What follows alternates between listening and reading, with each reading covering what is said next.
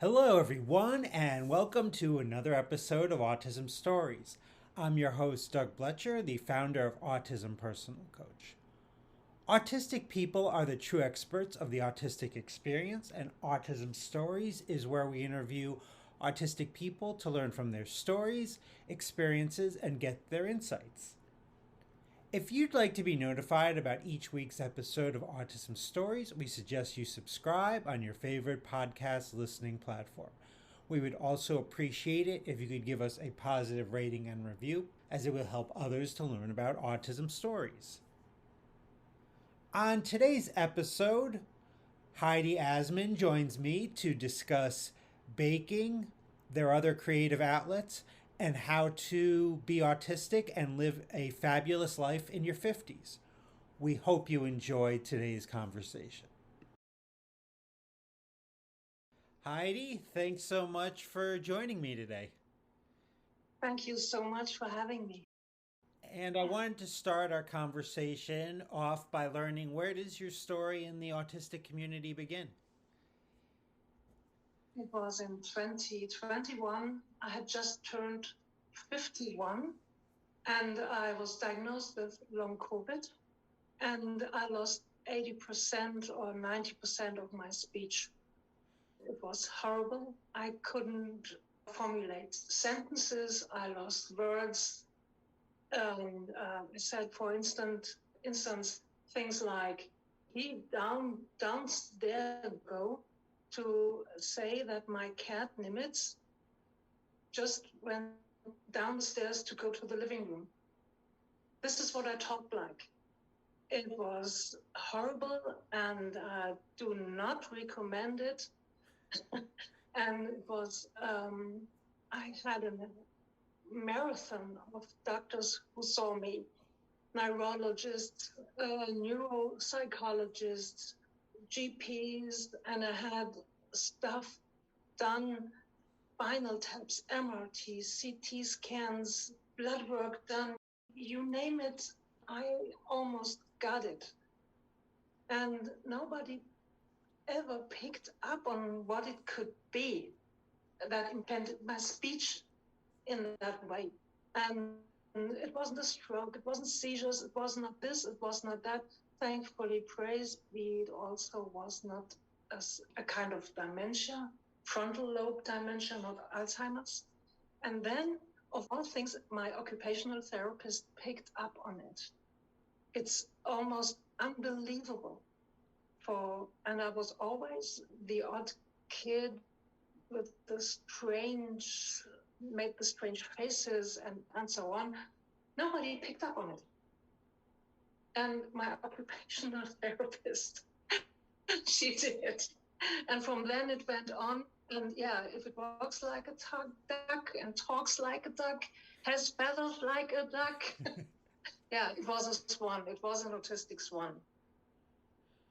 So I'm just curious hearing that, your story. You said like 80 to 90% of your ability for speech, to verbal, to communicate with spoken words. So, I've interviewed a lot of non-speaking or minimally speaking autistic people on this podcast. So, what was that experience like for you?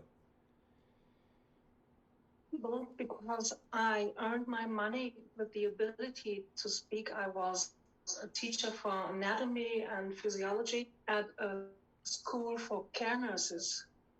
So you can see I lost my job, yeah.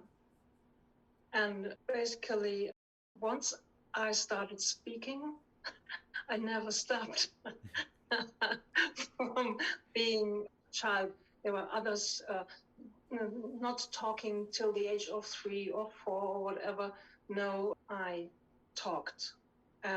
Yes, I sometimes had areas when I was exhausted, for example, or when I was sick and had a fever or something. I was in a somehow agitated state. I couldn't find my words then. But it's never been that extreme. It was only for a short amount of time. And now it was for 18 months. from February 21 to August 22. My account, which is Autistic NBL, used to be word salad until last year, August, but you need to get off the horse when it's dead. Yeah, so I renamed it.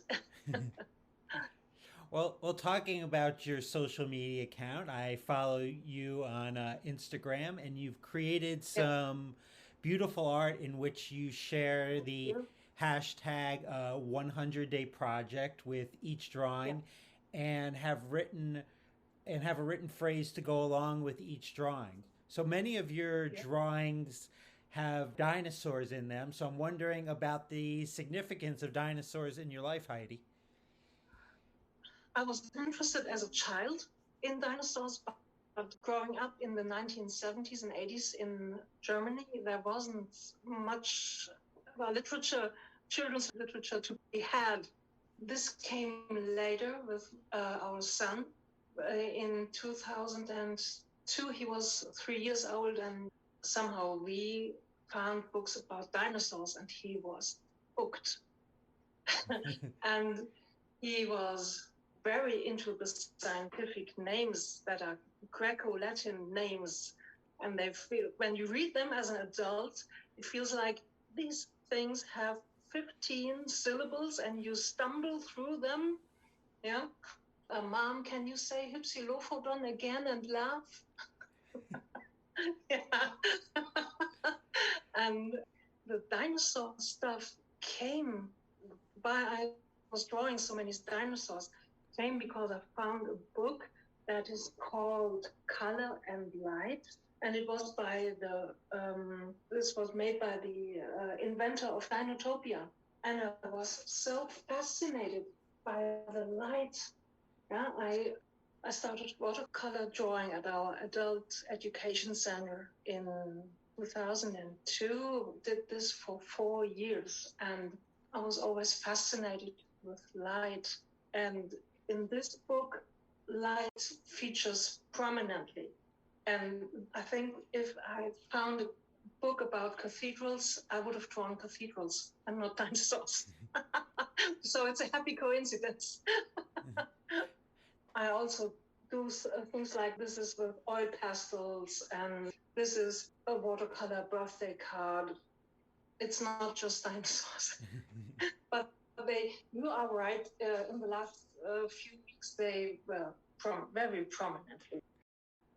Now, as you were saying, you do art with lots of different things, and recently you Yeah, gave a couple of book recommendations, and one of them yeah. was an autistic comic anthology titled "Sensory Life on the Spectrum," edited by Bex Ollerton. Were there any particular comics in this anthology that kind of stuck out or were meaningful to you? Yes, I need to get it. I forgot the title. Moment. It was tips for an autistic adult life. It's about sensory overload that spoke to me in such a fashion because I have sensory processing disorder, which is not a bundle of laughs.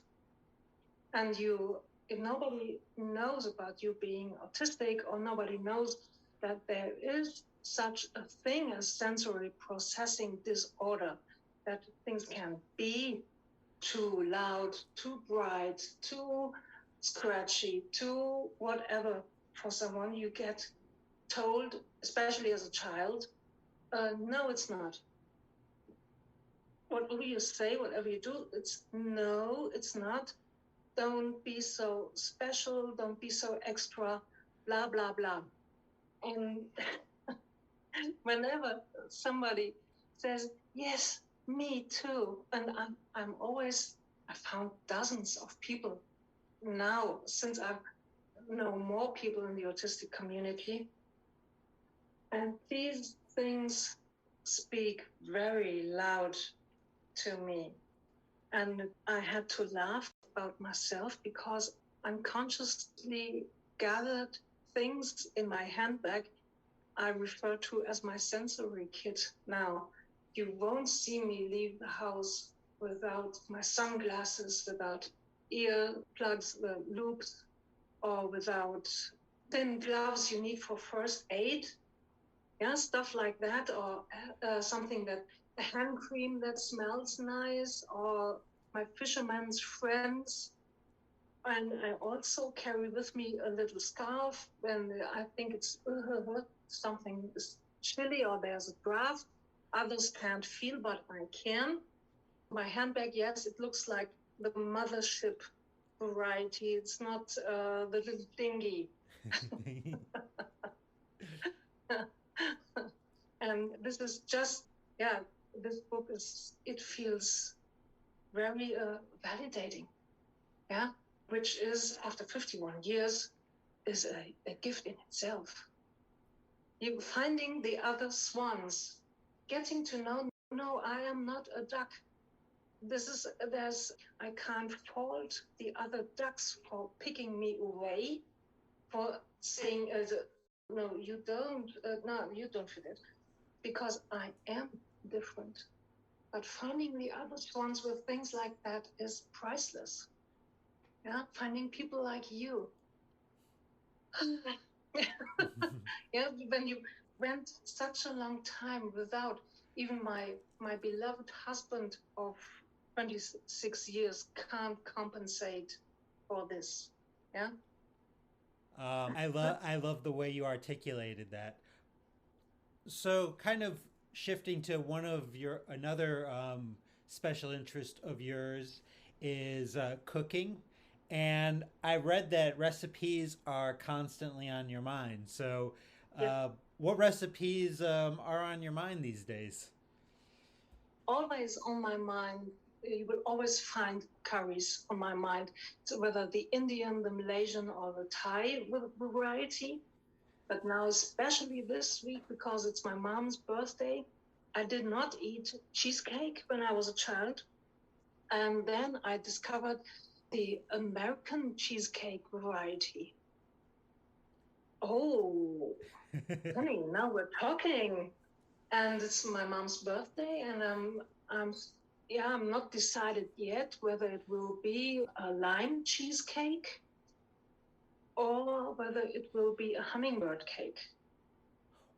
What is a hummingbird cake? I was told this was a southern U.S. Specialty. It's carrot cake. Yes. Yeah, I love carrot cake, and it comes with some spices, but also in there is mashed bananas and pineapples. And this is not a torte like Black Forest torte with lots of cream and stuff, but it's a dry cake because there's no cream involved or stuff or buttercream or anything.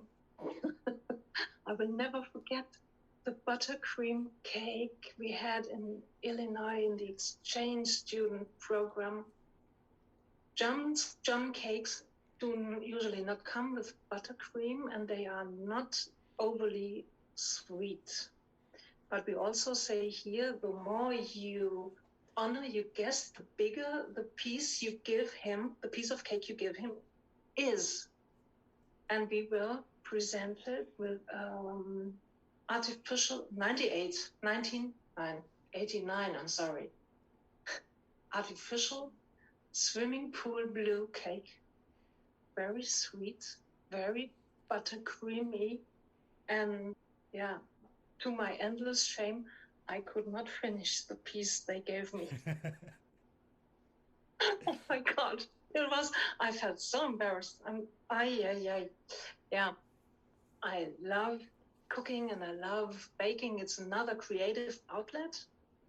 And perhaps to the anger of one or two cooks that are offended, I've never met a recipe I haven't changed in one way or another.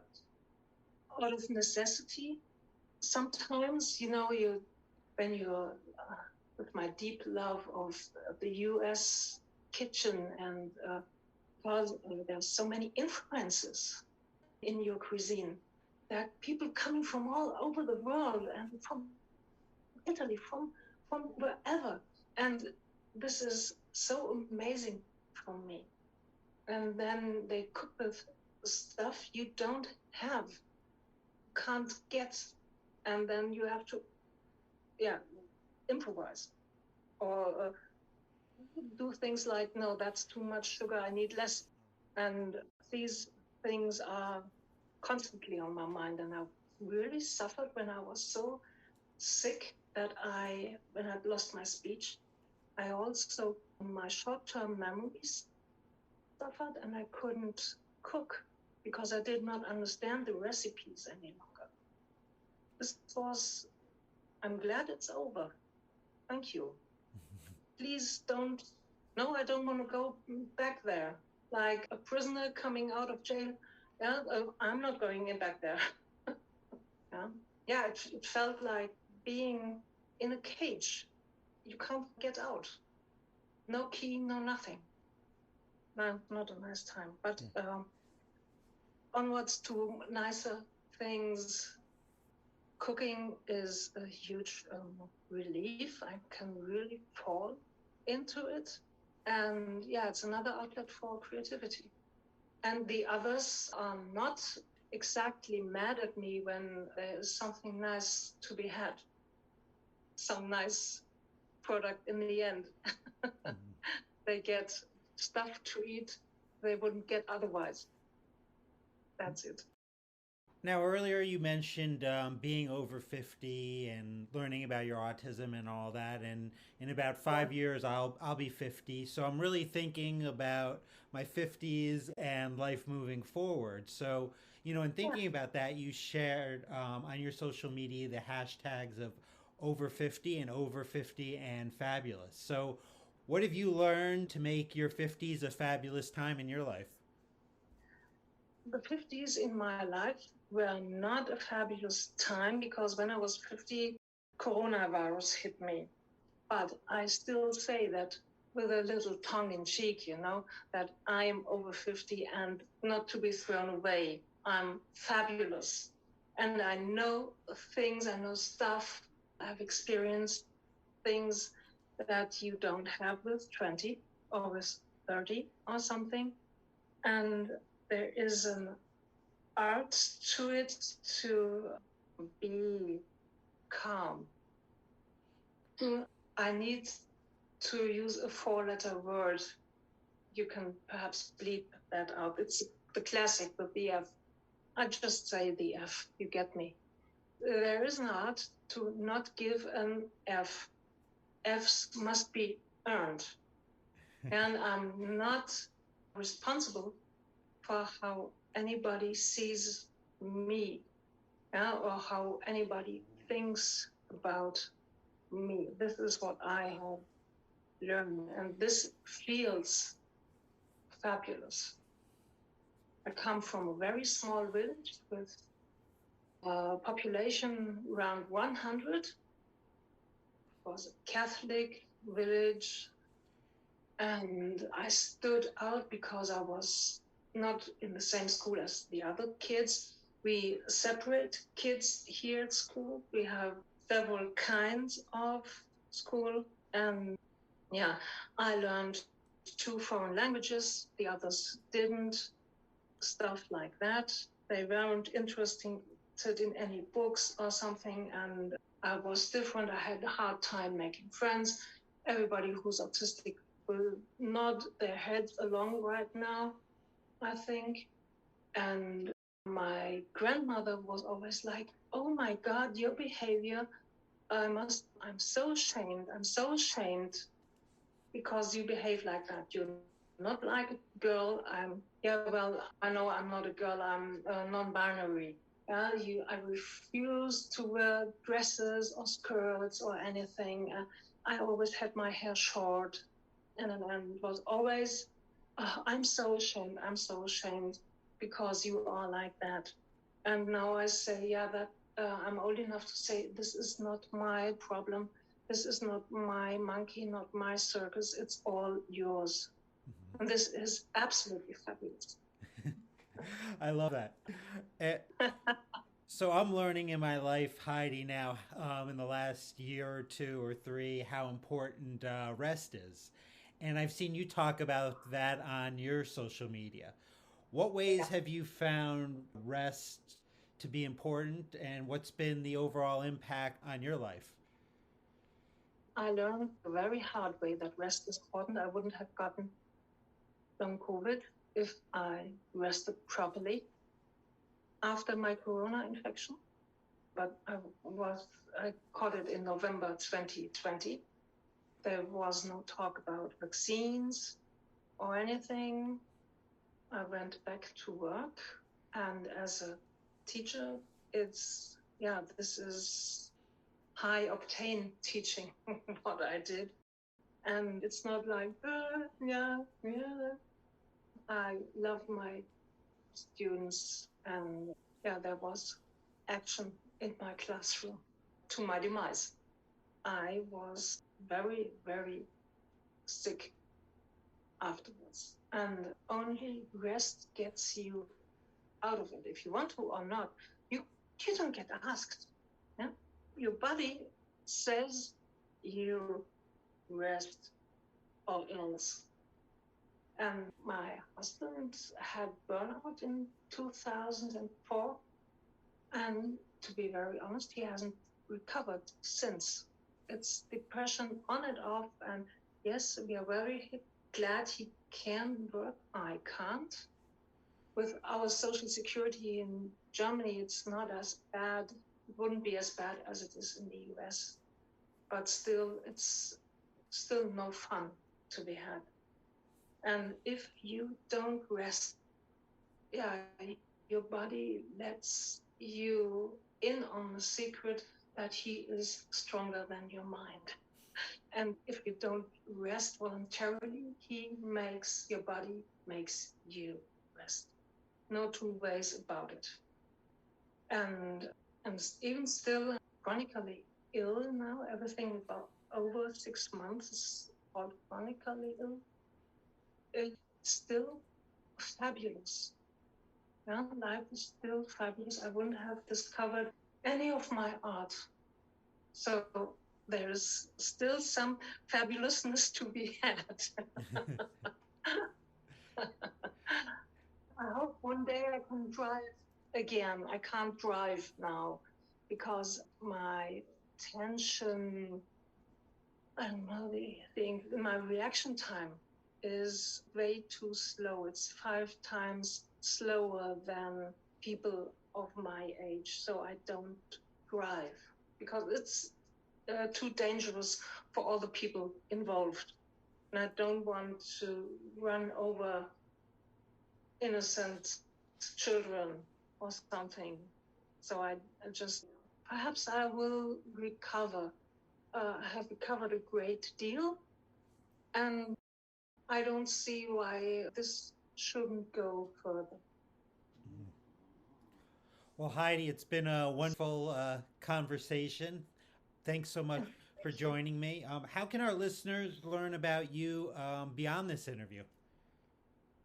Just follow me on Autistic and Be Elder on Instagram. There is nothing else to be had about me publicly. I don't have any Patreon or I don't sell on Etsy or this is my only outlet. No TikTok for you, just Instagram. Videos?